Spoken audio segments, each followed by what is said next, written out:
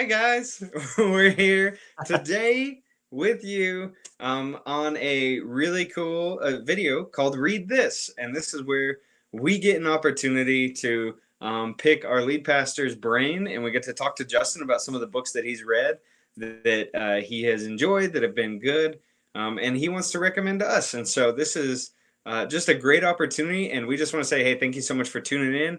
We're glad you're watching with us today. Now, Lance, I'm going to recommend a book today that I feel like is a part two. So there is a book you probably should read before this book, but this book is a wonderful book on explaining why you believe what you believe, or being able to explain that. And without further ado, I'm going to say one of my favorite books on how to understand the logic behind your belief is dun, dun, dun, dun, Stealing from God, Frank Turek. Okay, this is a fantastic book. Frank Turek is one of my favorite authors.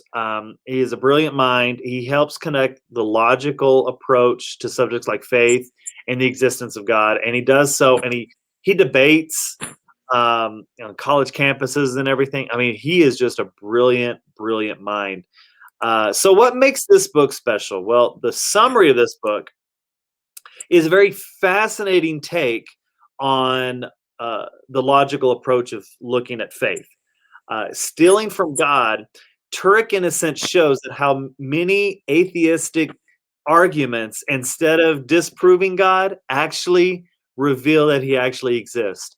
And so Turek actually covers causality, reason, information, and intentionality, morality, evil, and science. And he uses those in a way to weave this thread of how oftentimes atheistic arguments from these sectors and these places are actually used for the existence of God, and how you can't try to discount God without using the arguments from faith. So it's a really interesting take, and I highly recommend it. But I don't really recommend someone reading this until they read the book by Turek and Geisler called "I Don't Have Enough Faith to Be an Atheist."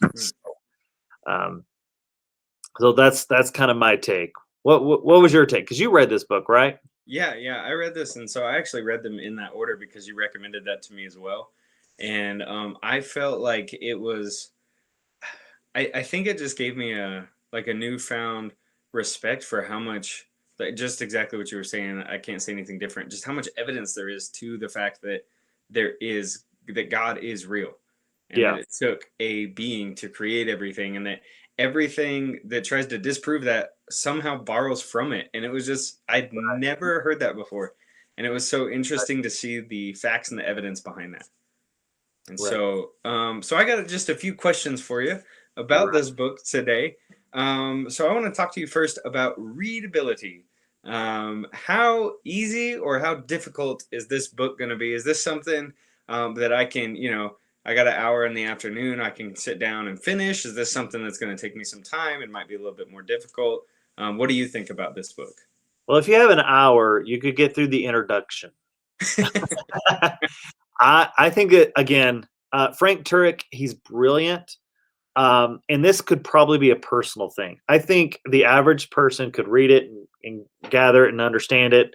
I tend to get bogged down with philosophical arguments. And so even though he lays out an understandable case, it's just tend to, I'm a very concrete thinker. And so books that are philosophy, man, they grind my gears. I mean, I get slow up.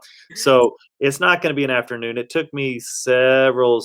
In fact, I think it was a couple of weeks to actually read through this. So very good read, understandable, but it is difficult if you're not used to this kind of books. If you're reading C.S. Lewis for fun, then this will be an easy read. It can be like, what's wrong with you, Justin? But if you're saying readability is 1, Leviticus, 5 being Mark, this is not quite Leviticus, but it could be Deuteronomy. And that A might be little why Bible humor. It might have been a little difficult for me because I enjoy Calvin and Hobbes, and so jumping from that to this is a stretch. Yeah, absolutely. Okay, so the next question I have for you on this book is going to be informational. Can you tell me, from your opinion, how informational did you think this book was, based on not just it giving information, but was this new information, or did you feel Right. like this was regurgitated information that you had heard previously? What is your opinion on that? On the scale to 1 to 5, 1 being reviewed, I've Mhm. heard it before, 5 being brand new. I would say 5. Um, Turek is just brilliant how he takes a different approach to apologetics, not just trying to prove it, but he actually goes into the atheistic camps and meddles in their arguments and reveals the connections where they're having these discussions based on a premise of faith, not as rock solid in science as they claim to be. So I mean, it's just absolutely brand new information, and it rocked my world. I mean, I read the first book with Norman Geisler and Turek, and then I read this one, and it just really it just really takes it to a new level. I just think it's they're a great pair of books to read together, but this one was really good. Yeah.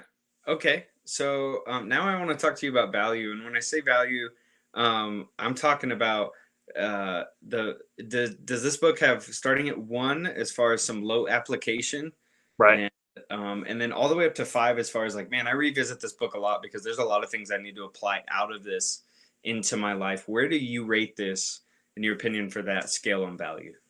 4. I would rate it a 4. I Any book of Turek's I tend to revisit a lot because the way they're set up, they're easy.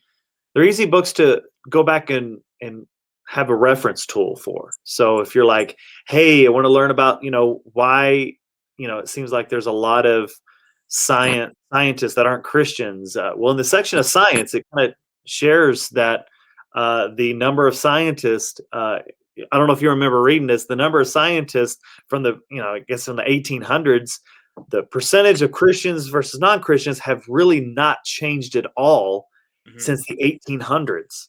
And so I thought, boy, that's fascinating. So anything like that, they're an easy reference tool I revisit quite often. Yes, sir. I love it. I love it. Yeah.